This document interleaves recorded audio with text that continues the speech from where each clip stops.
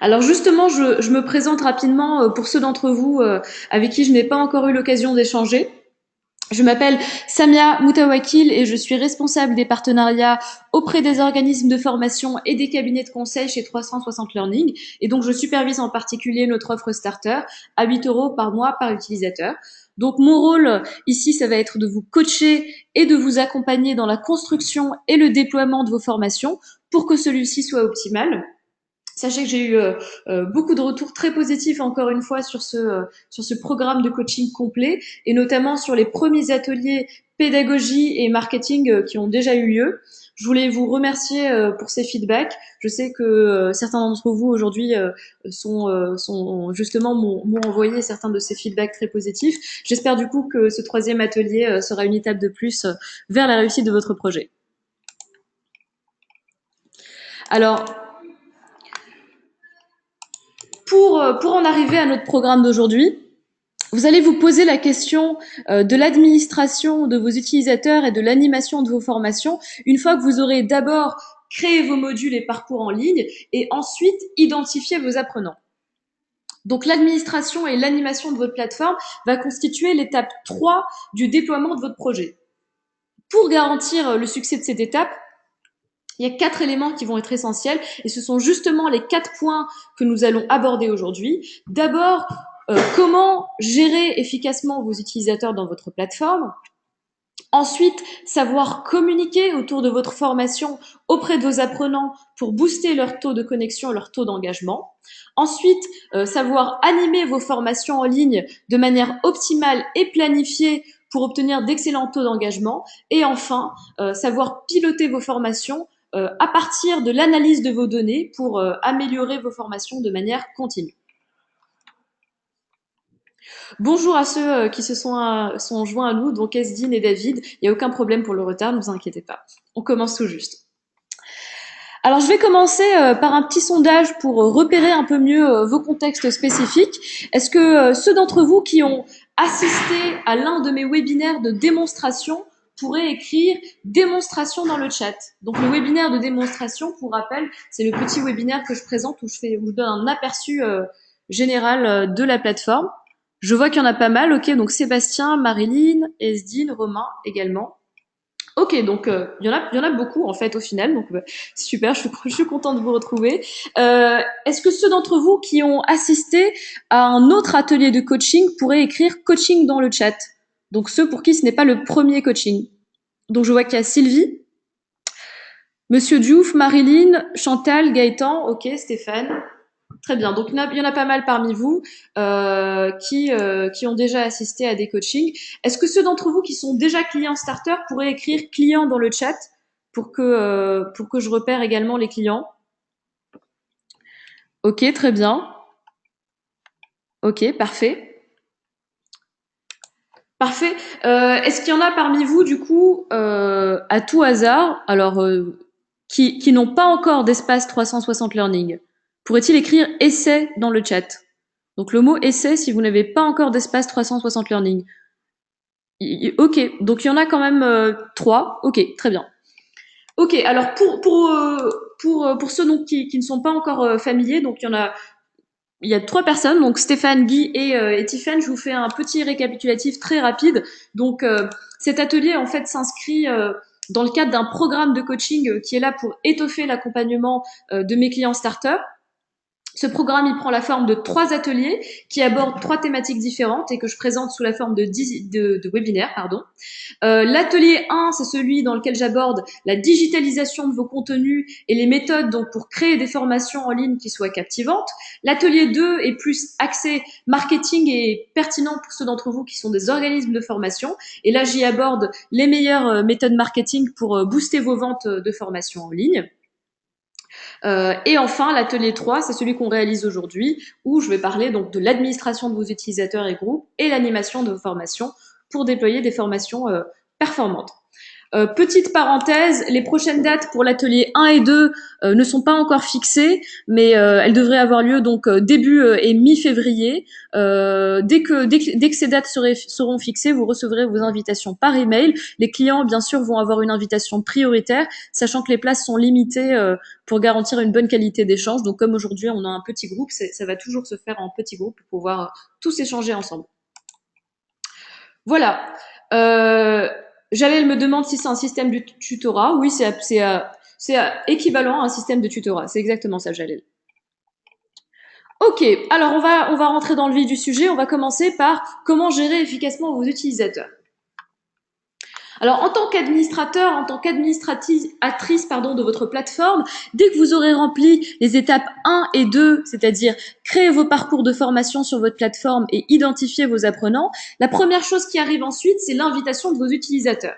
Je voulais revenir sur les différentes manières d'inviter vos apprenants sur votre plateforme et ce qu'elles impliquent, parce que mieux comprendre ces différentes options va vous permettre d'avoir un meilleur usage de votre plateforme.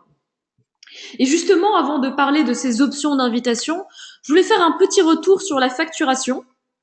Donc pour ceux pour qui ce ne serait pas encore complètement clair, je fais ce point maintenant parce que, comme vous le savez, ou en tout cas comme la plupart d'entre vous le savent, dans l'offre starter, la facturation est intimement liée à votre jeu d'invitation et désactivation d'utilisateurs. Donc petit rappel, sachant qu'aujourd'hui on continue d'avoir des questions et des problèmes de confusion sur la facturation, je pense que c'est important qu'on fasse un point par rapport à ça. Alors, rappel sur la facturation, vous êtes facturé de 8 € par utilisateur actif par cycle mensuel. Alors c'est quoi un cycle de facturation mensuel? C'est tout simplement un cycle qui va dépendre du moment où vous avez activé votre compte starter. Donc chacun a un cycle de facturation qui lui est personnel. Par exemple, votre facture va tomber tous les 12 du mois, ou elle va tomber tous les 3 du mois, ou tous les 29 du mois. C'est chacun a son propre cycle de facturation mensuel. Bien sûr, vous avez la possibilité de connaître ce cycle de facturation et c'est à partir de cette connaissance que vous allez pouvoir maîtriser votre facture et toujours regarder la main sur votre facture pour ne pas avoir de surprise.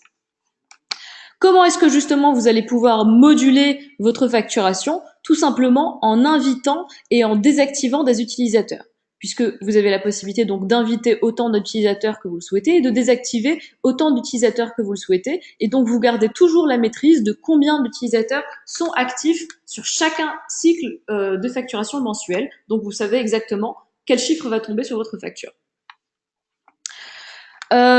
Donc très important, pour optimiser vos facturations, tenez compte de ces dates. C'est très important. J'ai encore des personnes qui me posent des questions, qui sont confus, qui ne comprennent pas, qui me disent voilà, j'ai été facturé de temps, je comprends pas pourquoi. Mais tout simplement parce qu'ils n'ont pas tenu compte de ces dates alors que c'est vraiment un élément essentiel. Ce que je vais faire pour ceux qui auraient besoin de plus encore d'informations par rapport à ça, c'est que je vais vous partager un article que Clémence de l'équipe support et moi-même avons rédigé ensemble et qui est vraiment là pour expliquer de manière absolument détaillée toutes les subtilités de votre facturation. Sachant qu'en soi, c'est pas compliqué, hein. Une fois qu'on comprend, ça va comme sur des roulettes.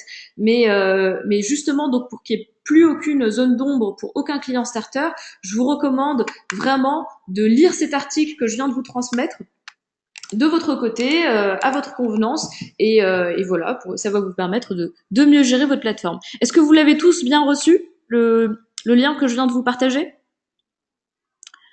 Oui? Ok, super, c'est parfait. Alors, maintenant qu'on a fait ce petit point sur la facturation, comment inviter du coup vos utilisateurs sur la plateforme? Vous avez deux options pour inviter vos utilisateurs sur la plateforme. L'option 1 que vous voyez ici, ça va être d'inviter vos utilisateurs sans affectation spécifique. Qu'est-ce que ça veut dire?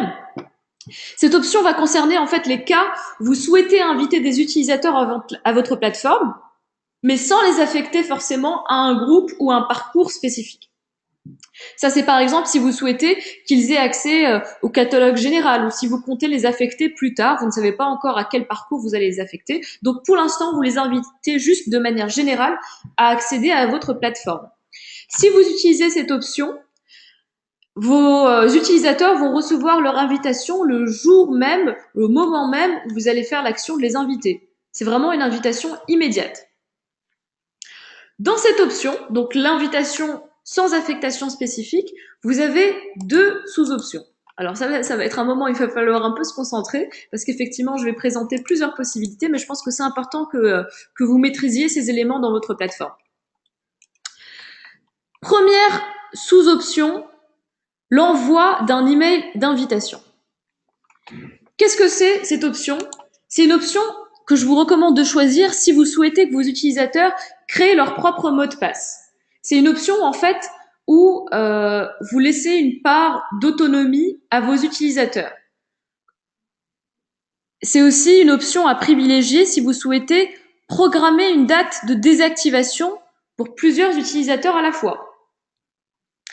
Ça veut dire quoi en fait? Comme je vous disais tout à l'heure sur votre facturation, vous avez la main, vous avez la maîtrise, dans le sens où vous allez pouvoir par exemple inviter, j'invite 20 utilisateurs au mois de février et je programme à l'avance leur désactivation pour le 30 février ou pour le 15 mars ou quelque chose comme ça. Donc ça c'est l'option qui va vous permettre de faire ça. C'est l'option qui va vous permettre de programmer une désactivation.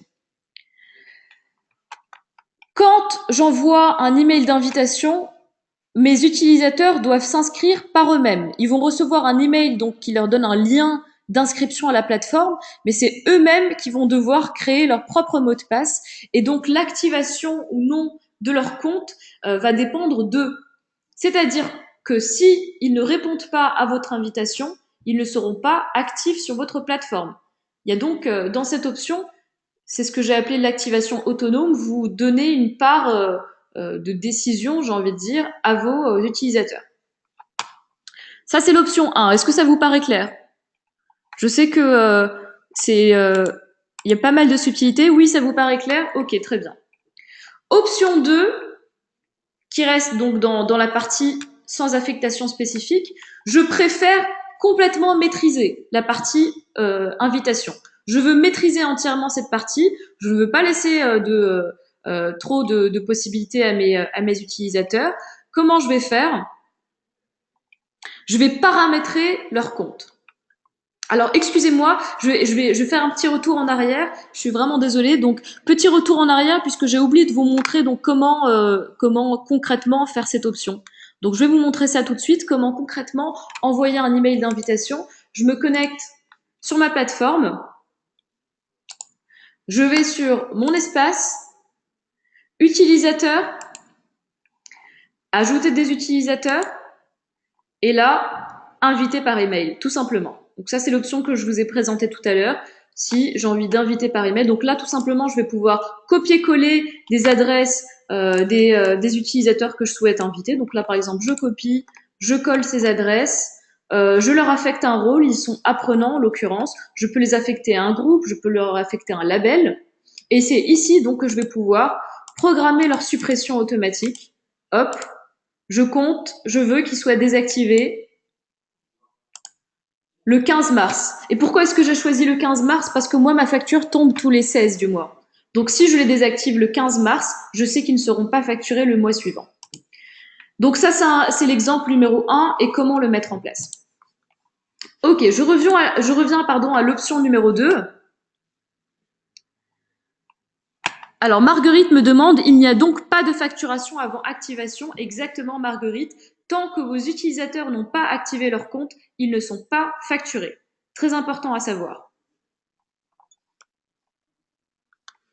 Donc Romain, pour la question du label, c'est vrai qu'on a donc l'atelier d'aujourd'hui est déjà assez dense, donc c'est vrai que je vais pas venir préciser en profondeur ce qu'est un label. Par contre, si vous souhaitez, je peux vous renvoyer vers le site du support qui va vous expliquer plus précisément ce qu'est un label, si vous me le permettez.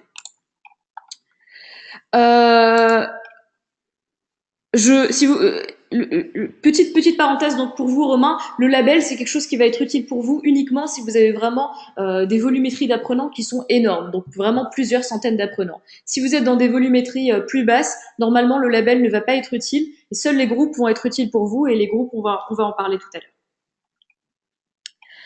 Alors, j'y reviens. Sous option numéro 2, le paramétrage des comptes. Ça, c'est l'option que je vais choisir si je veux garder la main sur l'activation des comptes et donc ne pas devoir attendre que mes apprenants ouvrent bien leur mail et prennent le temps de définir leur mot de passe. Par contre, chose à savoir, si je choisis de paramétrer des comptes, c'est que je vais moi-même devoir définir le mot de passe de mes utilisateurs. Donc, je vais devoir quand même prendre le temps de leur créer un mot de passe. Attention, si vous choisissez cette option, vous ne pouvez pas programmer la désactivation de plusieurs utilisateurs à la fois, contrairement à celle-ci. Dans cette option, vous allez pouvoir les inviter en masse et leur paramétrer donc leur mot de passe, mais si vous voulez les désactiver, il va falloir le faire individuellement, un à un. Donc, chose à savoir sur cette option. Petite astuce pour ceux qui choisissent cette option et qui auront donc besoin de créer les mots de passe donc de leurs apprenants. Je vous transmets le lien d'un site internet qui s'appelle motdepasse.xyz et qui vous permet de générer des mots de passe qui sont sécurisés, ce qui vous fait en fait de la génération automatique de mots de passe. Donc ça peut être intéressant pour vous. Alors, si je choisis cette option, si c'est celle qui est pertinente pour moi, comment est-ce que je vais faire ça? Toujours dans mon espace, toujours dans utilisateur, ajouter des utilisateurs et tout simplement paramétrer plusieurs comptes. Voilà. Comment je fais? Là, pour le coup, je vais devoir utiliser un fichier Excel ou CSV. Je passe dessus très rapidement. Sachez qu'on explique tout ici. Quand vous voyez un point d'interrogation, un petit icône point d'interrogation dans la plateforme, je vous conseille de le naviguer parce que on explique tout, en fait, tout simplement. Donc, c'est très important d'avoir ce réflexe-là. Pour pouvoir paramétrer plusieurs comptes, je vais cliquer sur cet onglet télécharger, sur cette icône télécharger, et tout simplement, on me donne un fichier modèle, un fichier Excel modèle, donc voilà, que je vais ouvrir, et qui est ici. Un fichier Excel modèle à partir duquel je vais pouvoir paramétrer plusieurs comptes. Donc tout simplement, je vais écrire le nom de famille de l'utilisateur, son prénom, son adresse email, sa société, sa fonction. Ça, c'est si je veux lui affecter un label, mais comme j'ai dit tout à l'heure, un Romain, c'est quelque chose qui va probablement ne pas vous être utile. Le rôle, c'est tout simplement, est-il un apprenant ou est-il un administrateur sur votre plateforme? Donc sachez qu'on explique ça dans l'onglet Aide. L'auteur, c'est le rôle numéro 1, apprenant, rôle numéro 2, administrateur, rôle numéro 0. Ne vous inquiétez pas, vous allez avoir le temps de regarder ça de votre côté. Je sais que je passe très vite dessus, mais vous prendrez le temps, bien sûr, de tout bien comprendre de votre côté. Donc là, c'est un apprenant, je mets que c'est un rôle 2, etc., etc. Je remplis les différentes cases, et quand je finis de tout remplir, tout simplement, je vais faire un copier, je copie directement,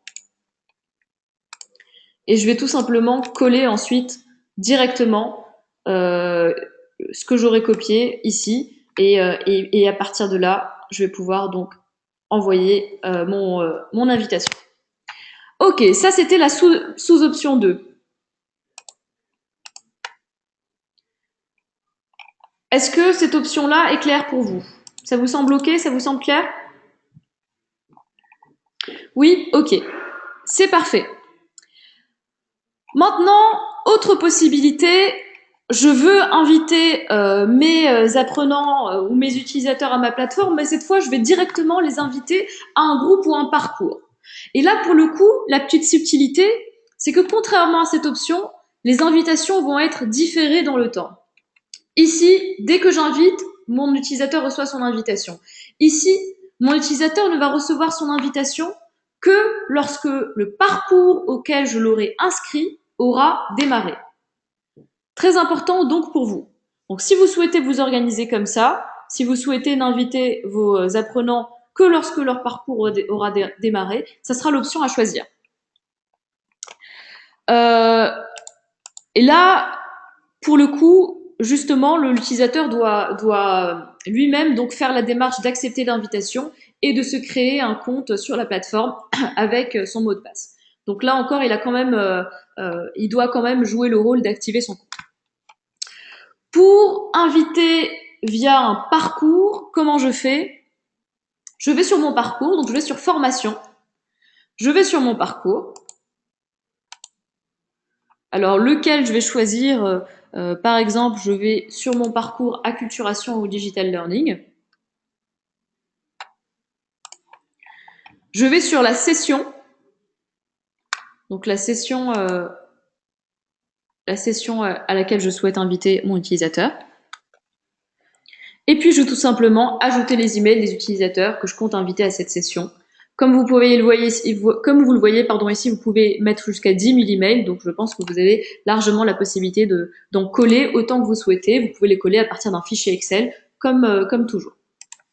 Voilà, pour inviter à partir d'un parcours. Donc, comme je vous l'ai dit, les emails ne partiront qu'à la date de début de la session.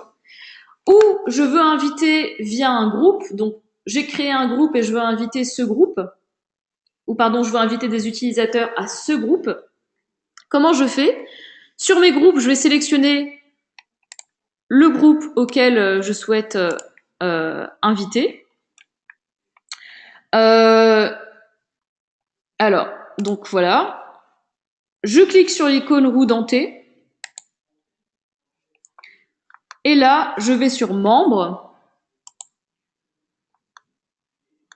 Et puis à partir de là, je vais pouvoir ajouter des emails des personnes que je souhaite inviter. Et donc, je vais les inviter à ce groupe. Et la subtilité, encore une fois, c'est que mes apprenants, mes utilisateurs ne seront invités qu'à la date de début du parcours qui a été affecté à ce groupe. Est-ce que ça, c'est bien clair pour vous? Si j'invite des personnes via un groupe, les personnes que j'invite ne seront invitées qu'à la date de début du parcours qui est affecté à ce groupe. Si j'invite à un groupe alors qu'une session a déjà commencé, là, pour le coup, l'utilisateur recevra directement son invitation puisque la session a déjà commencé. Est-ce que ça vous semble clair? Oui, Patrice, ils doivent créer leur compte. Donc, dans ces options-là, donc via le parcours et via le groupe, effectivement, ils doivent créer leur compte.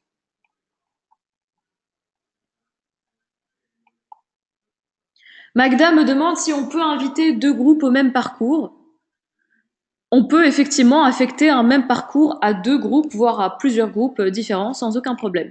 Vous créez plusieurs sessions, tout simplement, et chaque session va être affectée au groupe que vous souhaitez. Et si plusieurs parcours sont affectés au groupe, me demande Marguerite, eh bien c'est tout simplement le premier. Donc la première session, celle qui est la plus proche en termes de date, c'est à partir de ce moment-là que vos utilisateurs recevront leur invitation. Voilà. Ok.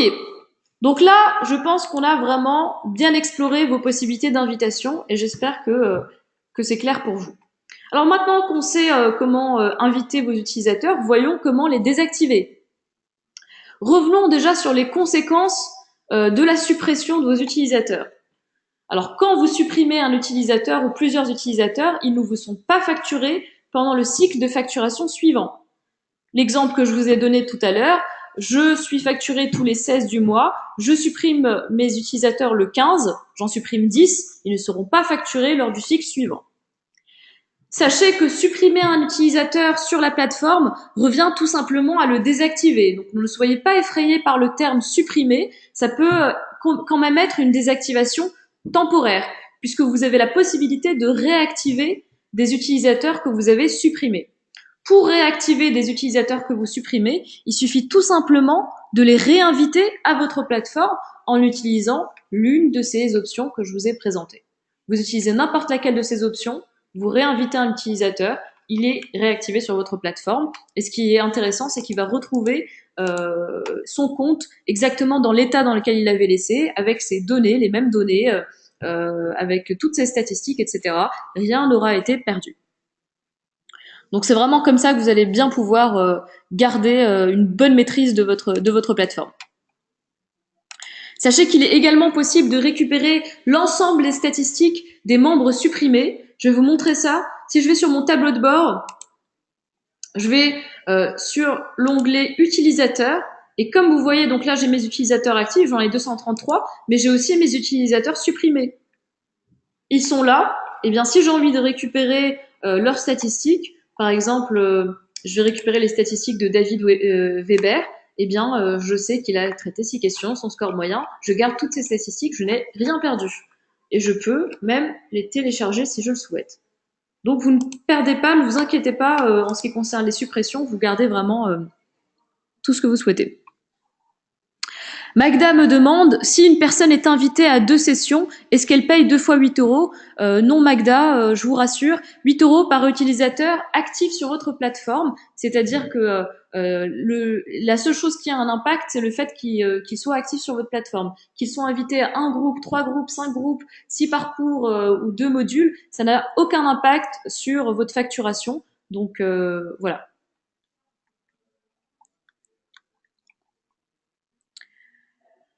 Donc Sylvie, l'utilisateur ne peut normalement pas changer d'adresse email, donc sauf si c'est une demande que vous faites au support. Donc normalement, si vous le réinvitez avec la même adresse email, il sera tout simplement réactivé. Pour ceux qui demandent des questions détaillées, on va y revenir tout à l'heure. Alors comment faire pour supprimer des utilisateurs ou les désactiver? Tout simplement, je vais sur mon espace, c'est toujours par ici qu'on va gérer nos utilisateurs. Utilisateurs, supprimer des utilisateurs, et là je vais pouvoir supprimer un compte ou supprimer plusieurs comptes, voire supprimer tous les utilisateurs d'un groupe. Petite parenthèse que je fais par rapport à ça, si je choisis de supprimer tous les utilisateurs d'un groupe, sachez que si je supprime par exemple tous les utilisateurs de mon client Babylou, si certains des utilisateurs de mon client Babylou sont aussi dans le groupe AFI Assurance, je dis n'importe quoi bien sûr, hein, mais c'est juste pour l'exemple, ils ne seront supprimés, ils ne seront pas supprimés entièrement de la plateforme. Ils vont juste être supprimés de ce groupe. Par contre, si ce sont des utilisateurs qui ne sont que dans le groupe et qui ne sont pas ailleurs sur la plateforme, ils vont être entièrement supprimés. Donc ça, c'est une chose à savoir pour votre bonne gestion de la plateforme.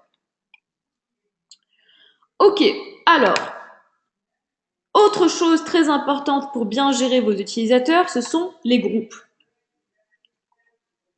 Alors, je vous recommande vraiment de créer des groupes dans votre plateforme et d'organiser vos utilisateurs à partir de cette fonctionnalité. Pourquoi? Parce que les groupes présentent en fait de nombreux avantages que vous pouvez voir ici. Alors, à quoi vont vous servir les groupes?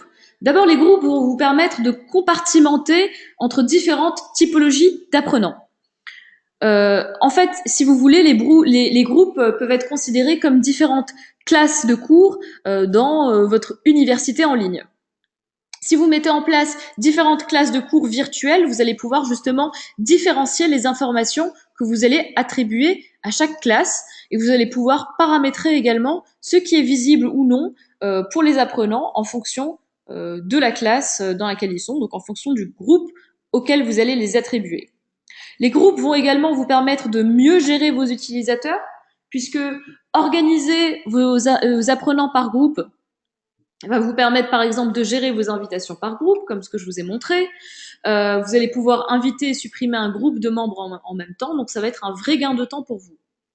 Ça va également vous permettre de relancer les apprenants par groupe, donc de mettre en place une relance généralisée, chose qu'on va voir plus précisément tout à l'heure.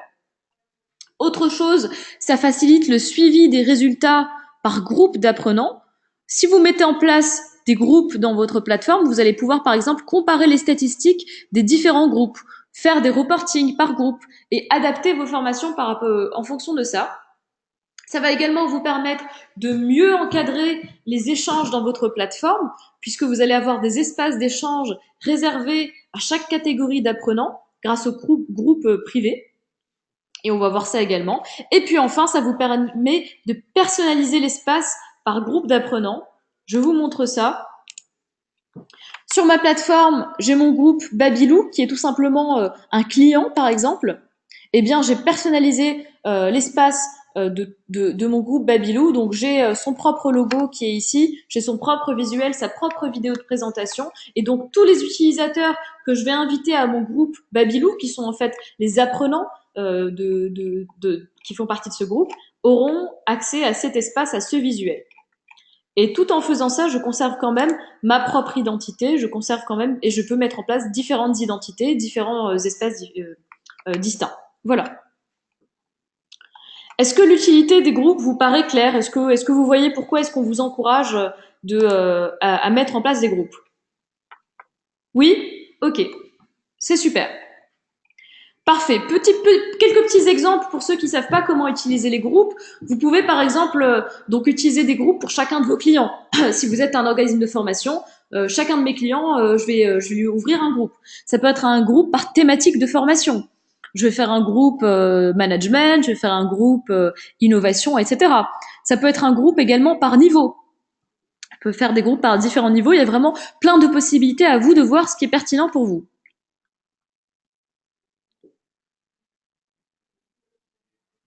Guy me demande, est-ce que l'utilisateur voit le nom d'autres groupes auxquels il est assigné? Guy, si vous ajoutez un utilisateur à plusieurs groupes, bien sûr, il aura accès au nom et à tous ces groupes. Donc à vous de voir à quel groupe vous souhaitez l'affecter. Alors, voyons comment créer un groupe. Alors c'est très simple. Là, je suis sur ma page d'accueil. Comme vous voyez, j'ai mes groupes ici. Je vais tout simplement cliquer sur plus ici. Je donne un nom à mon groupe. Par exemple, je vais l'appeler Atelier de coaching animation. En rappel de ce qu'on fait aujourd'hui. Je détermine si le groupe est public ou privé. S'il est public, n'importe qui va pouvoir le voir et y avoir accès. S'il est privé, seules les personnes que je vais y inviter vont pouvoir se voir entre eux et accéder aux informations du groupe. Je crée mon groupe. Je vais paramétrer mon groupe, ça c'est très important. Je sais que pendant chaque atelier, j'insiste sur la configuration et la personnalisation. Ajoutez vos images de couverture, ajoutez une petite vidéo de présentation qui ne fasse pas plus d'1 minute 30, dans laquelle vous présentez un peu les objectifs de la formation ou le groupe, etc.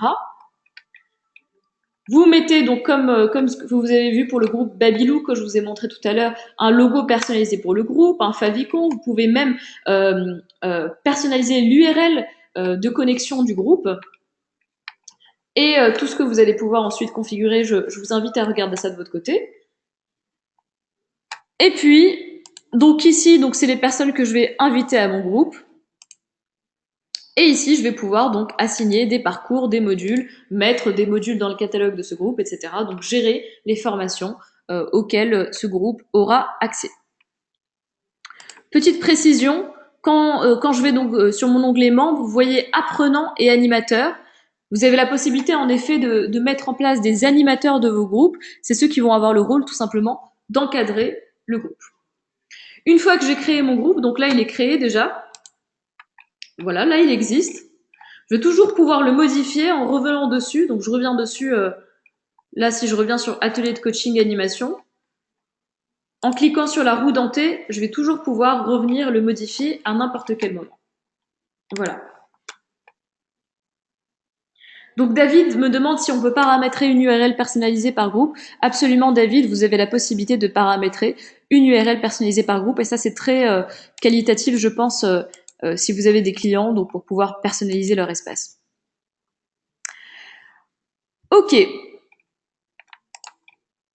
Alors maintenant vous êtes normalement des professionnels de la gestion de vos utilisateurs. Normalement vous maîtrisez ça absolument. Alors on va passer à l'étape suivante, à savoir votre plan de communication.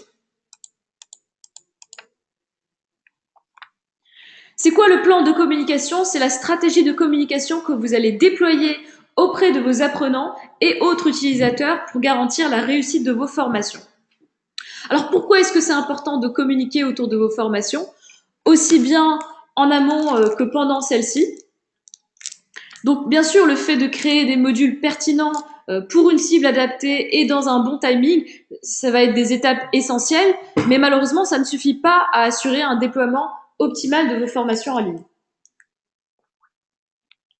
La communication auprès de vos apprenants sur vos formations, c'est une étape primordiale et malheureusement, je vois que certains la négligent encore, donc je voulais vraiment insister sur cette étape aujourd'hui.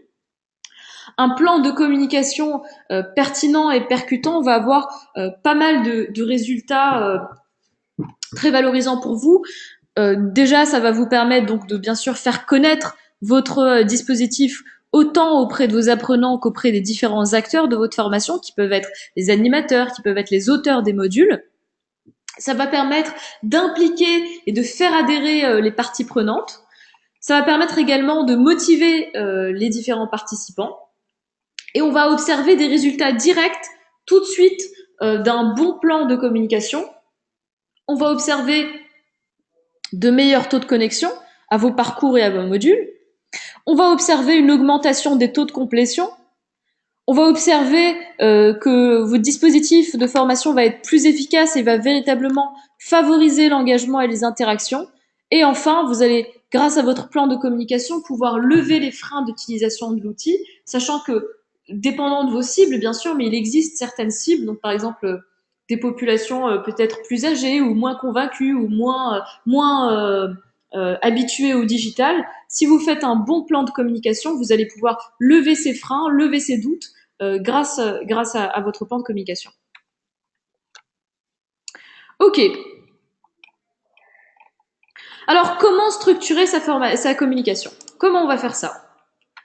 Ça se fait en 4 étapes que je vous présente ici.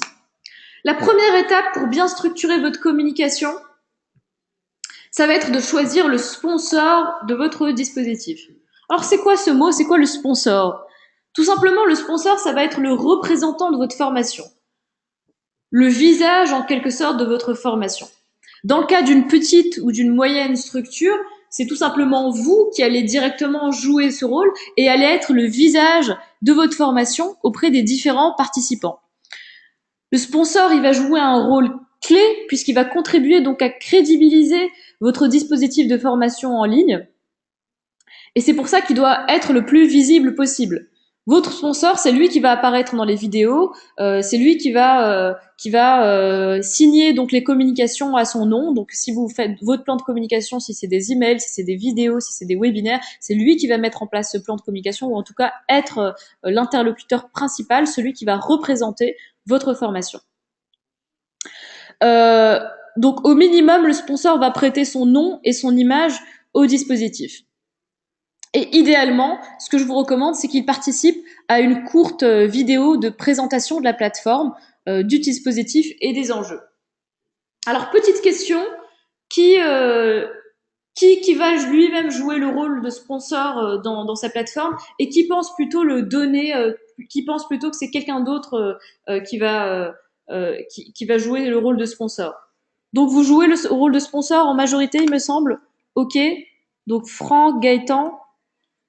Ok, donc tout le monde pense être lui-même sponsor, à part Patrice, manifestement. Donc Patrice, il y a quelqu'un d'autre qui va être sponsor.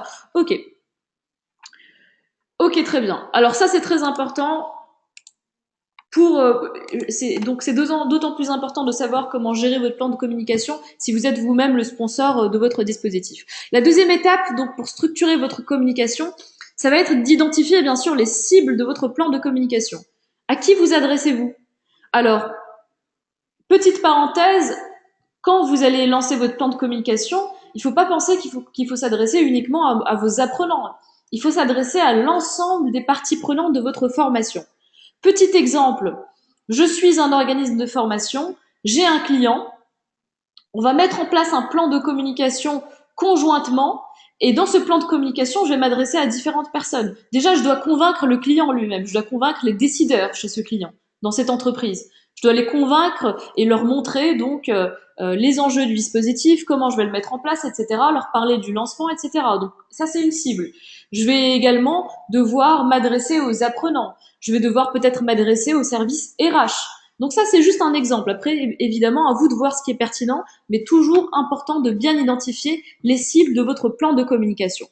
Pourquoi? Parce qu'à partir de là, vous allez déjà devoir parler à chacun de ce qui l'intéresse.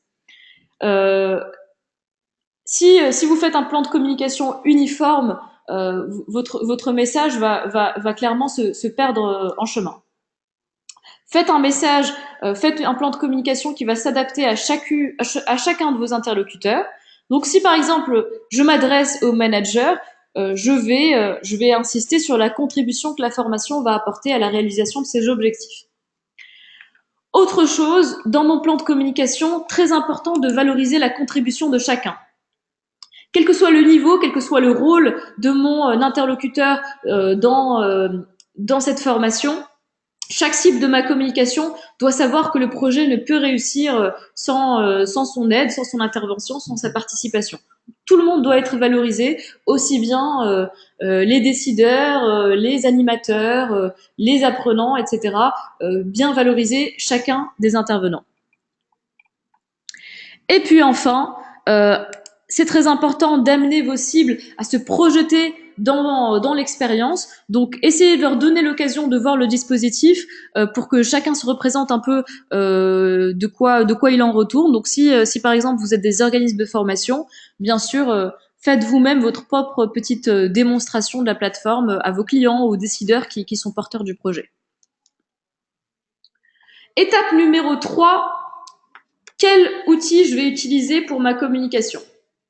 Et là, il y a pas mal de possibilités qui existent pour moi. Outil numéro 1 que je vous recommande beaucoup, c'est la vidéo. Pourquoi? Parce que le format vidéo est très efficace pour présenter justement votre dispositif de formation et passer des messages clés. La vidéo, ça peut également être une bonne alternative à une démonstration directe ou à une ouverture d'accès quand vous n'avez pas la possibilité de le faire. Donc, faites une petite vidéo. Vous pouvez le faire avec l'outil Screencast-O-Matic, par exemple. Je vous envoie le nom. Screencast-O-Matic vous permet de faire une vidéo où vous allez pouvoir montrer directement la plateforme et puis vous allez pouvoir présenter très rapidement les enjeux et la formation que vous proposez. Attention, bien sûr, vos vidéos doivent toujours être courtes et percutantes, donc ne dépassez pas 2 minutes environ pour vos vidéos. Patrice me demande si j'ai des supports de la plateforme pour la présenter. Absolument, Patrice, justement, j'allais y revenir tout à l'heure. J'en parle tout de suite, Patrice. Alors, autre possibilité à part la vidéo, l'email. Bon, alors ça, c'est vraiment le format classique, mais qui peut quand même être intéressant, puisqu'il va vous permettre de toucher des populations importantes et justement de transmettre certains outils, par exemple les vidéos, des guides de connexion, des présentations PowerPoint, etc. Autre outil intéressant, justement pour revenir sur votre question, Patrice, le guide utilisateur. C'est quoi le guide utilisateur? Ça va être un guide qui va être essentiel pour donner à vos apprenants les clés pour une première expérience utilisateur simple et fluide. Donc ce guide, justement, la bonne nouvelle, c'est qu'on en a préparé un pour vous, que vous allez directement pouvoir transmettre à vos propres apprenants. Sachez que ce guide utilisateur, je vais vous en transmettre le lien par email tout à l'heure. Donc tous ceux qui auront participé avec nous aujourd'hui recevront par email un guide utilisateur qu'ils vont pouvoir transmettre à leurs apprenants, transmettre aux différents intervenants de leur formation. Voilà, c'est bon pour vous, Patrice? Et les autres? Ok, top. Donc, autre chose, bien sûr, vous pouvez aussi faire des présentations PowerPoint, des webinaires, bref, les possibilités de support et médias utilisés sont vastes. À vous de choisir, bien sûr, ce qui est pertinent pour la cible à laquelle vous vous adressez. Enfin, autre point important, le timing du plan de communication. Alors vis-à-vis des apprenants, je vous conseille de ne pas laisser passer un délai trop important entre l'envoi de la première communication et la réception du mail d'invitation. Donc, je dirais entre 3 jours à 1 semaine pour garder un peu cette fraîcheur de l'information et de l'échange. Donc, je sais que mon parcours va commencer dans 1 semaine. J'envoie le mail aujourd'hui pour lancer mon plan de communication, pour expliquer donc les enjeux de la formation, etc. Et j'en profite pour leur transmettre ma petite vidéo de présentation où moi, en tant que sponsor, je présente les enjeux de la formation ou encore je leur envoie le guide utilisateur, etc. Ok. En cours de déroulement du parcours, pour rester sur le timing, essayez d'envoyer à toutes vos cibles une communication donc intermédiaire sur les résultats. Donc en plein milieu du parcours, à mi-chemin, envoyez un email à tout le monde avec ça peut être un email, mais bien sûr ça peut contenir aussi une vidéo, ça peut être un PowerPoint, etc. N'importe lequel des médias qu'on a présenté, pour parler des résultats, pour essayer de remotiver, maintenir l'implication des apprenants. Et puis enfin, à l'issue du parcours, adresser à tous une communication de clôture qui va suivre de près la fin du programme, 7 jours maximum, puisque c'est ce que je vous conseille en tout cas. pour voilà, faire un petit bilan et puis remercier également. Et ça peut toujours être intéressant, surtout si vous comptez à nouveau réinviter les mêmes personnes. Voilà. Alors, la checklist à vérifier avant votre déploiement. Ça, c'est la checklist, c'est-à-dire toutes les étapes que vous devez avoir effectuées avant de déployer votre formation. Votre plateforme doit être entièrement personnalisée, c'est ce qu'on a vu dans l'atelier 1 et c'est ce que ceux qui n'ont pas encore fait l'atelier 1 pourront voir avec moi lors du prochain atelier 1, l'atelier pédagogie. Votre premier parcours, bien sûr, doit avoir été créé, c'est ce qu'on a vu également dans l'atelier 1 et ce qu'on verra dans l'atelier 1 pour les nouveaux. Pour les organismes de formation, bien sûr, il faut que vous ayez identifié vos clients, c'est ce qu'on voit dans l'atelier 2, l'atelier marketing. Il faut que vos adresses email d'apprenants soient prêtes et intégrées dans votre plateforme. C'est ce qu'on a vu aujourd'hui. Et enfin, que votre communication de lancement, que votre plan de communication soit entièrement prêt et que vous ayez envoyé votre communication de lancement. C'est ce qu'on a vu aujourd'hui. Est-ce que c'est clair pour vous pour cette checklist?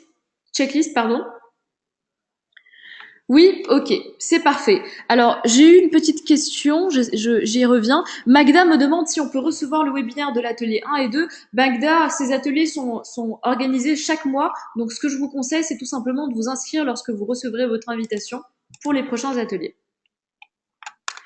Ok, on passe à l'animation. J'espère que vous avez encore une petite vingtaine de minutes avec moi. En tout cas, j'espère que la plupart d'entre vous vont pouvoir rester avec moi jusqu'au bout. Je sais que certains ont dû partir, mais là, on va aborder quand même une partie importante. Ok, c'est parfait, super. Alors, passons à l'animation, justement. Alors, pourquoi animer vos formations? Beaucoup de bénéfices à l'animation de vos formations. Le premier objectif, ça va tout simplement être d'optimiser les taux de connexion et les taux de complétion de vos formations. Quand vous déployez une formation, bien sûr, vous attendez que les apprenants s'y connectent et qu'ils aillent jusqu'au bout. C'est ce qu'on appelle la complétion. Donc c'est l'animation qui va vous permettre, une bonne animation va vous permettre d'atteindre cet objectif. La deuxième chose, c'est que ça va vous permettre d'offrir une prestation de qualité avec un suivi individualisé. Il faut savoir qu'aujourd'hui, les plateformes évoluent vers un usage qui est de plus en plus social, de plus en plus collaboratif, et c'est particulièrement le cas chez 360 Learning. Et donc cet usage collaboratif entraîne forcément de l'interaction, et forcément, vos formations vont s'enrichir par ces échanges informels. Il faut donc pas négliger ces échanges informels. Il faut plutôt s'appuyer et s'enrichir justement de ces échanges. C'est pas si facile à dire. Et puis enfin, il va être intéressant, bien sûr, de s'inspirer des usages qu'on peut trouver sur les réseaux sociaux, sur le web, pour générer de l'implication et offrir une véritable expérience d'apprentissage collaboratif. Donc ça, c'est vraiment les points importants qui font que l'animation est cruciale dans votre formation. Alors, comment vous allez organiser votre plan d'animation? Première étape, définir la fréquence de suivi, donc la fréquence d'animation dans votre plateforme. Petite parenthèse, comment est-ce que vous allez faire ça? Dans votre plateforme, je vais vous montrer ça directement. Vous recevez, en fait, vous avez la possibilité de définir les notifications que vous recevez. Je vous montre comment. Quand je survole mon profil, donc sur ma page d'accueil dans ma plateforme, je survole ma photo de profil. Je vais sur mon profil, roue dentée, mes notifications. Ici, en fait, je vais pouvoir cocher et décocher certaines cases et donc sélectionner les notifications que je souhaite recevoir. Par exemple, je souhaite être informé lorsqu'un utilisateur fait un commentaire. Je souhaite être informé lorsqu'un message est posté par un animateur, etc., etc. Faites bien attention à cocher et décocher les bonnes choses puisque ça va être vraiment la base de votre animation. C'est en étant informé des différentes actions qui ont eu lieu sur votre plateforme que vous allez pouvoir l'animer correctement. Donc ça, c'est très important, vos notifications. Donc par rapport à la définition de la fréquence de suivi, il va falloir se bloquer des créneaux réservés à l'animation dans votre emploi du temps. Ce que je vous recommande, c'est un délai de réponse de 48 heures maximum. Donc Guy me demande quelle est la fréquence des notifications. Guy, vous recevez des notifications à chaque fois qu'il se passe quelque chose sur votre plateforme. Donc il n'y a pas de fréquence des notifications. Ça dépend de ce qu'il se passe sur votre plateforme. Si vous avez une plateforme où les utilisateurs sont très actifs, vous allez avoir plus de notifications, et s'ils ne le sont pas, vous allez avoir moins de notifications. Après, si vous souhaitez en recevoir moins, vous pouvez toujours choisir de décocher les cases, mais je vous recommande de faire attention à ça, puisque si vous n'avez pas ces informations, vous n'êtes pas en mesure d'apporter une animation qualitative. Alors, justement, le délai de réponse, donc ce que je disais, c'est que le délai de réponse que je vous recommande par rapport aux différentes questions qui vont être posées, aux différentes remarques qui vont être faites, etc., c'est un délai de réponse de 48 heures maximum. D'après notre expérience, ça va être le délai qui va permettre de conserver la fraîcheur de l'échange, tout en permettant de bien vous organiser quand même pour répondre dans des temps raisonnables. 48 heures, c'est un délai indicatif, mais bien sûr, à vous de voir ce qui est pertinent pour vous. Quel que soit le délai que vous aurez choisi, si vous souhaitez que ce délai fonctionne bien, ce qui est très important, c'est d'avoir au préalable communiqué ce délai à vos utilisateurs. Et ça va être justement l'un des objectifs de votre plan de communication. C'est quelque chose à inclure dans votre plan de communication. Si j'avertis mes utilisateurs que je leur répondrai dans un délai de 48 heures, ça, c'est typiquement quelque chose qui va booster leur envie de poser des questions, etc. parce qu'ils savent très bien à quoi s'attendre. Si par contre, ils sont complètement dans le flou et ne savent pas si et quand ils vont recevoir une réponse, il y a des risques que votre plateforme soit beaucoup moins dynamique, beaucoup moins active. Voilà. Deuxième étape, ça va être de définir votre plan d'animation. Alors, comment est-ce que vous allez pouvoir animer votre plateforme? Parlons-en. Il y a des choses toutes simples que vous pouvez faire et qui sont en soi des actions d'animation. Par exemple, et c'est tout bête, je vais là sur ma plateforme. Là, je vois que mon apprenant m'a dit qu'il n'avait pas compris quelque chose. Et ben déjà, je vais, par exemple, liker les remarques, les interventions de mes apprenants. Je like. Voilà, liker les interventions, mais aussi bien sûr rebondir sur ce qui a été dit et y répondre. Je lui mets une explication. Voilà, explication. Et là, je lui écris mon explication. Et je la poste. Ça, c'est le niveau 1, disons, d'animation de la plateforme. Pour aller plus loin, et ce que je vous recommande d'atteindre comme niveau d'animation, c'est de carrément publier des articles en lien avec les thématiques de vos formations ou de renvoyer vers des ressources existantes. C'est-à-dire que là, vous allez plus loin que juste réagir à ce qui a été dit. Vous-même, vous créez de l'animation, vous créez de l'action sur votre plateforme. Comme vous voyez ici, j'ai un fil d'actualité qui est très comparable à ce que vous avez sur votre Facebook, sur votre LinkedIn, et je vais pouvoir poster un lien vers un article. Par exemple, avez-vous lu cet article? Très intéressant. Je mets le lien vers l'article ici, je peux ajouter une pièce jointe, etc. et je publie. Ça, c'est un niveau d'animation supérieur. Par rapport à ça, vous avez plusieurs possibilités. Vous avez la possibilité de renvoyer donc vers des ressources externes. Par exemple, j'ai lu un article qui m'a intéressé sur sur un magazine en ligne, sur quelque chose. J'ai vu une infographie que je trouve super intéressante. Je renvoie vers une ressource externe. Ça, c'est une possibilité numéro 1. La possibilité numéro 2, et qui est alors là beaucoup plus encore qualitative, ça va être de créer mes propres contenus. Alors, peut-être que certains d'entre vous ont un blog, tiennent un blog, rédigent des articles, publient des vidéos, publient des infographies. Peut-être que vous avez déjà une stratégie de ce qu'on appelle le marketing de contenu. Sachez que ça, c'est quelque chose que j'aborde plus spécifiquement pendant l'atelier 2, l'atelier marketing.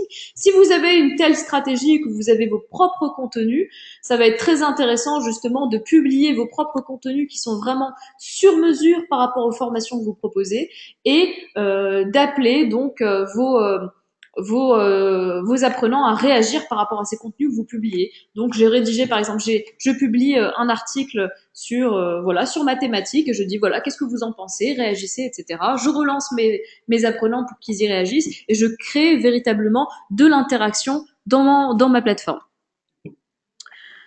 Euh, alors, on me pose des questions justement sur les options de visibilité. Justement, vous avez deux possibilités. Soit vous pouvez publier directement dans votre fil d'actualité générale, et là, ça va être visible à tout le monde. En tout cas, tous ceux qui sont inscrits à votre plateforme vont pouvoir voir ce que vous aurez publié. Ça, c'est quand je publie ici. Soit vous publiez sur le fil d'un groupe privé. Et là, seuls les utilisateurs de ce groupe privé y auront accès. Je veux publier sur mon groupe Atelier de coaching qu'on a créé ensemble tout à l'heure. Je publie ici mon article, ma publication, quelle qu'elle soit. Eh bien, seuls mes utilisateurs de ce groupe y auront accès et en fait, ça va s'afficher sur leur fil d'actualité directement. Est-ce que ça vous semble clair? Ok, super. Parfait. Alors, j'avance. Oups, voilà, j'avance très rapidement. 3 niveaux d'animation sur votre plateforme. On voit ça ensemble très rapidement. Du plus basique au plus pointu. Le niveau 1, c'est tout simplement d'avoir un environnement bien configuré, de relancer vos membres de temps en temps donc pour les amener à se connecter, à bien suivre leur formation et de faire vivre les contributions, donc répondre aux questions, liker les questions, etc. Là, on vous a fait une petite estimation du temps que ça représente en fonction de votre volumétrie d'apprenants. Niveau 2 inclut le niveau 1, mais en plus, je vais alimenter la plateforme de contenu. Donc c'est ce dont on a parlé, donc mettre des articles, d'autres ressources et essayer de susciter la réaction et la contribution des membres. Là, il y a une estimation du temps. Et puis le niveau 3, c'est je fais tout ça, mais en plus, je vais valoriser les meilleurs participants, je vais récompenser les meilleurs contributeurs, je vais mettre en place des sortes de challenges pour, voilà, je vais valoriser celui qui a fait le plus de publications, qui a le plus réagi, qui a été le plus actif. Ça va être le niveau le plus poussé de votre animation. Est-ce que ça vous semble clair? Est-ce que est-ce que l'animation vous semble plus claire? C'est bon pour tout le monde? Super, merci Marilyn et Claudine et David et Tiffany également. Ok. Dernière partie, est-ce que vous pouvez, à titre indicatif, m'indiquer à quelle heure vous comptez partir, donc pour ceux qui ont des contraintes horaires serrées, pour voir si je peux plus rentrer en profondeur ou si je vais devoir aller plus vite. Qui a une contrainte spécifique serrée? Si vous pouvez m'indiquer d'ici 10 minutes, d'ici 10 minutes. Ok. Ok, eh bien alors pour ceux qui m'ont dit d'ici 10 minutes, je vais essayer de faire tenir ça en 10 minutes.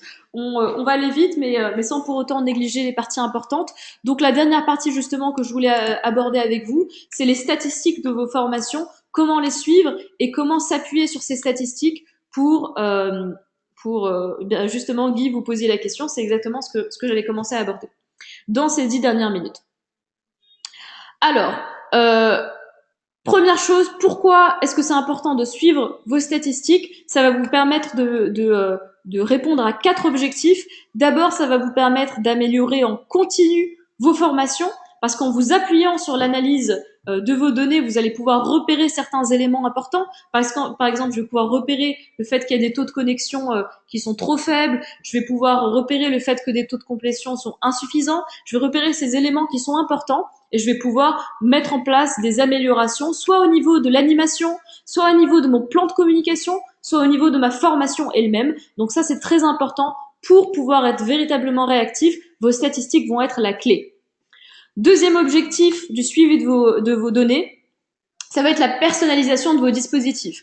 Quand je vais connaître les préférences de mes apprenants, je vais savoir le type de formation qui manifestement leur plaît plus, c'est ceux qui ont de meilleurs taux de complétion, ceux qui ont de meilleurs taux de connexion, la durée de leur formation, etc. Je vais avoir ces données-là qui vont permettre du coup de personnaliser mes dispositifs. Troisième objectif, je vais pouvoir détecter des comportements. Qu'est-ce que ça veut dire? C'est que En général, dans l'e-learning, on se dit que c'est difficile de savoir ce que l'apprenant ressent. Pourtant, avec ces statistiques, vous allez pouvoir analyser ces interactions sur la plateforme et vous allez pouvoir déterminer un peu son état d'esprit et donc intervenir s'il y a matière à intervenir. Et puis enfin, vous allez pouvoir évaluer les interactions sociales de vos apprenants, puisque dans votre tableau de bord, vous avez accès à toutes les statistiques d'échange, donc tous les likes qui ont été faits, toutes les publications, toutes les questions qui ont été posées, et vous allez pouvoir évaluer, repérer ces échanges, voir s'ils sont nombreux, pas assez nombreux, etc. Et donc réagir par rapport à ça. Et même vous allez pouvoir repérer ce qu'on appelle des influenceurs aujourd'hui, donc des personnes qui sont plus influentes, donc c'est les personnes qui sont plus actives, qui vont plus poster, liker, etc. Et vous appuyez sur ces personnes-là pour booster d'autant plus l'engagement de vos apprenants. Alors, comment on va faire ça? On va voir ça en direct. Notre outil de pilotage numéro 1, ça va être notre tableau de bord. Comme vous voyez, il y a des tas d'onglets et vous avez différentes possibilités très détaillées pour suivre l'ensemble des statistiques de tout ce qui se passe sur votre plateforme. Sylvie me demande où communiquer avec une personne inscrite de façon isolée. Qu'entendez-vous par une personne inscrite de façon isolée? Vous voulez dire quelqu'un que vous avez ajouté directement à votre plateforme sans l'inscrire à un groupe ou à un parcours spécifique? Eh bien, tout simplement, vous communiquez avec cette personne directement à partir soit du fil d'actualité générale, soit vous pouvez directement poster sur son profil. Vous pouvez communiquer directement sur le profil de quelqu'un, comme vous iriez sur le profil de quelqu'un sur Facebook ou sur LinkedIn, écrire directement quelque chose dans son fil d'actualité. Voilà.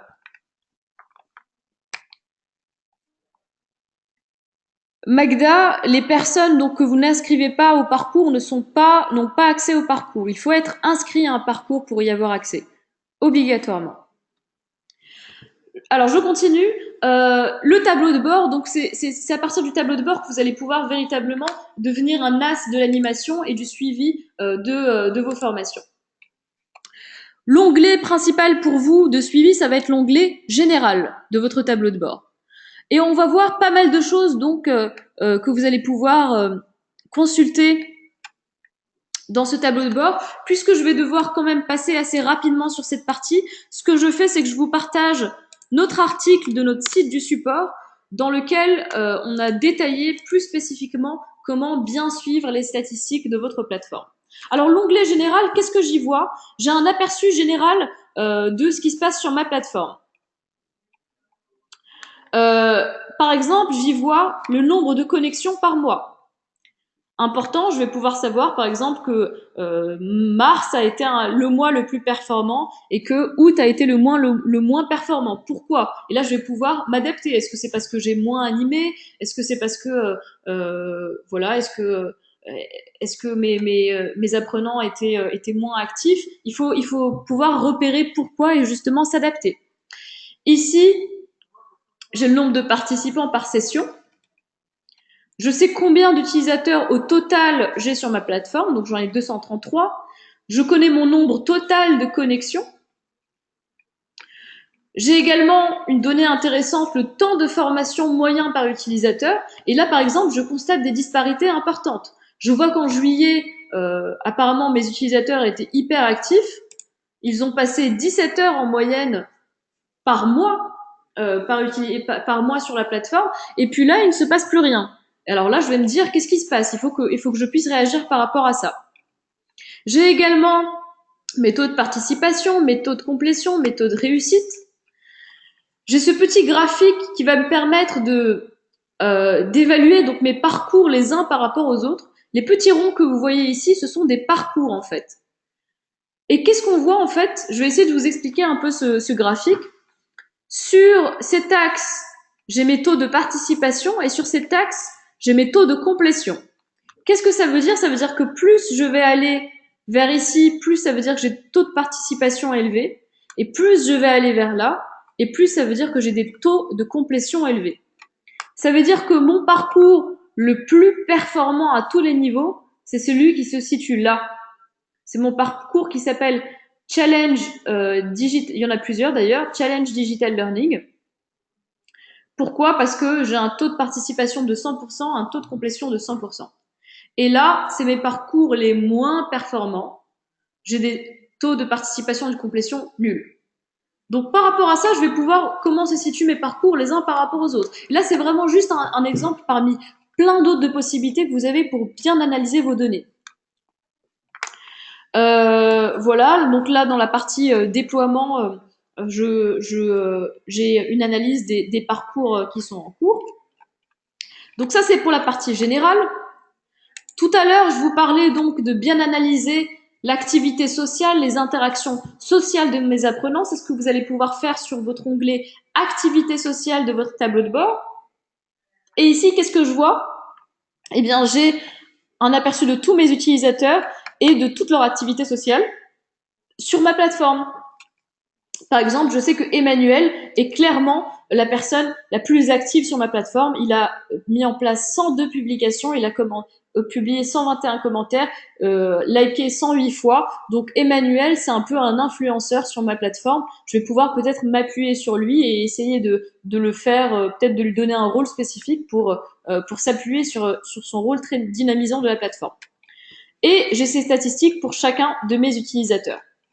Si vous allez sur cet onglet activité sociale et que vous voyez qu'il ne se passe vraiment rien, là vous devez vous poser des questions et justement essayer d'améliorer votre plan de communication, d'essayer de relancer les apprenants, de les encourager véritablement à publier, etc.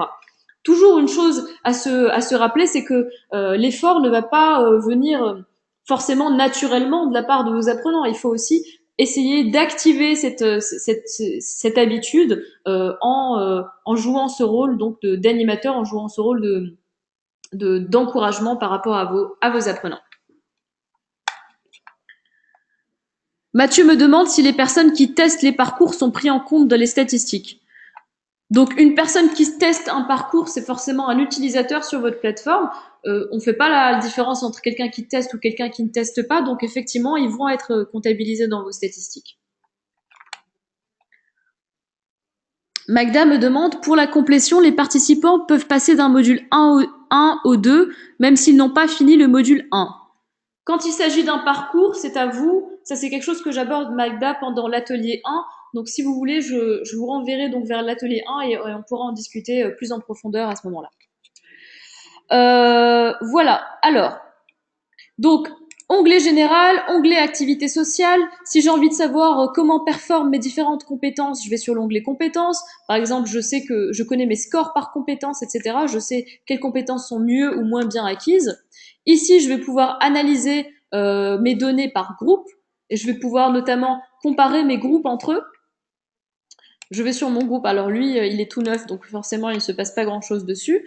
Je vais sur mon groupe Babylou, je connais les connexions par mois pour ce groupe, les animateurs, etc. J'ai mes données pour ces groupes.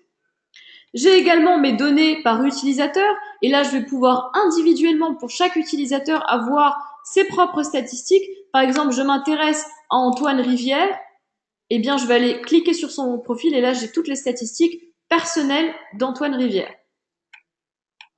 Et très détaillées, comme vous pouvez le voir. J'ai aussi mes statistiques par module et par session. Session de parcours, donc par exemple, je m'intéresse à ce parcours que j'ai créé qui s'appelle la révolution du digital. Et là, ça va être intéressant pour vous. Vous allez pouvoir repérer l'avancement par module. Qu'est-ce que cette information va vous donner d'intéressant? Vous allez pouvoir repérer tout de suite visuellement s'il y a une étape à partir de laquelle vos apprenants bloquent. Par exemple, là, je vois que 4 personnes se sont arrêtées là, donc n'ont pas poursuivi. Ça veut dire potentiellement que vos utilisateurs manifestement ne dépassent pas la phase d'inscription. Alors peut-être que votre parcours n'est pas très bien présenté, peut-être qu'il faut améliorer sa présentation, peut-être qu'il faut améliorer votre plan de communication. Je vois aussi qu'une personne s'est arrêtée au premier module du parcours, donc là aussi je vais essayer peut-être de voir quel est le problème et d'essayer d'améliorer. Ok, très bien. Jérémy Loukit, eh bien Jérémy, c'était un plaisir en tout cas de vous avoir ici. Et puis vous pourrez visualiser la fin de ce webinaire par replay cet après-midi. Ok, alors je termine. Pour ceux qui ont une chaîne publique, c'est sur votre tableau de bord, onglet chaîne publique, que vous allez pouvoir surveiller tout ce qui se passe en fonction de votre chaîne publique. Ça, c'est encore quelque chose que je vois plus pendant l'atelier numéro 2.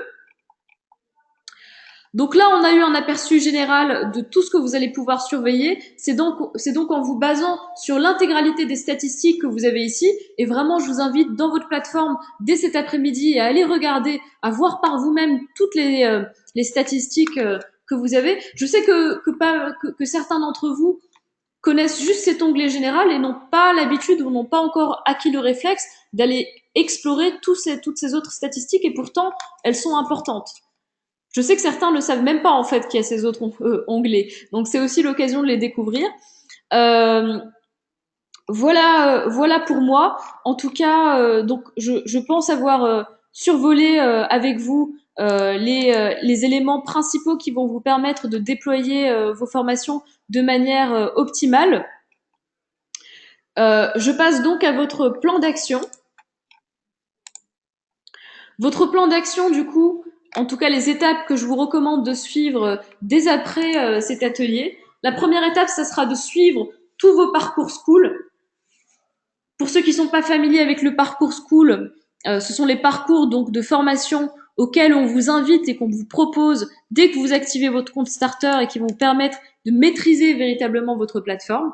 Donc vraiment, si avant de déployer votre plateforme, il faut absolument que vous ayez suivi l'intégralité des parcours school. Deuxième étape, c'est bien sûr d'avoir construit vos formations, d'avoir configuré votre plateforme. Troisième étape, ça va être d'imaginer et de structurer votre plan de communication, votre stratégie d'invitation et de désactivation d'utilisateurs et votre stratégie d'animation. Quatrième étape, ça va être de déployer donc votre plan de communication auprès de vos utilisateurs, d'inviter vos utilisateurs, et enfin, une fois que vos utilisateurs sont invités, que vos parcours ont démarré, eh bien, il faudra déployer votre stratégie d'animation de vos formations. Voilà. Alors juste pour savoir, est-ce que ceux parmi vous qui sont intéressés de participer au prochain coaching, donc qui sera l'atelier 1 et l'atelier 2, pourraient m'écrire coaching dans le chat. Oui, Magda. Doudou Diouf également, Fabienne, Esdine, Marilyn. Ok, super. Donc, comme d'habitude, vous recevez vos invitations par email. Ceux parmi vous qui sont clients vont recevoir une invitation prioritaire. S'il reste des places, je vais ouvrir également aux personnes qui ne sont pas encore clientes pour que vous puissiez donc avancer avec nous. Je vous remercie vraiment pour votre participation aujourd'hui. J'espère que vous avez pu obtenir des informations utiles par rapport donc à l'administration de votre plateforme et à l'animation de vos formations. Est-ce que je pourrais me permettre de recueillir un petit feedback dès maintenant? Est-ce que vous auriez un feedback à me donner? Vous pensez que cet atelier a été utile et efficace pour vous? Merci Romain, merci Guy et Mathieu également, merci Fabienne, merci à tous, ça me fait très plaisir. Du coup, j'espère donc je sais que certains parmi vous ont déjà bouclé leur cycle et ont déjà fait les 3 ateliers. C'est super. Donc je sais pas s'il y en a parmi vous qui sont encore là et qui ont bouclé leur cycle d'ateliers. Si c'est le cas, vous serez donc ma première promotion de coacher de super utilisateurs starter. Bah voilà, c'est le cas de Esdine, super.